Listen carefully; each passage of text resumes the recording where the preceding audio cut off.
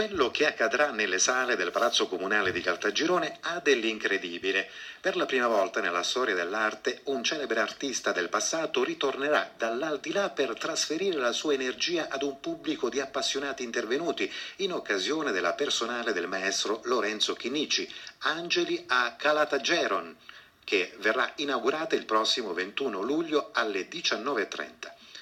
Lo spirito irrequieto del Caravaggio, che tra il 1608 e il 1609 fu nella città calatina, sarà invitato a ritornare in questa terra incantata per prendere parte alla mostra attraverso la mediazione del famoso Craig Warwick, l'uomo che parla con gli angeli, il quale, pervaso ormai da tempo da visioni, ha captato vibrazioni provenienti proprio da Caltagirone. Warwick ha percepito sia il tormento di Caravaggio per il furto di un suo dipinto realizzato in terra calatina nel 1609, sia il desiderio di Lorenzo Chinnici di abbracciare l'anima del grande artista lombardo tra i suoi modelli di ispirazione,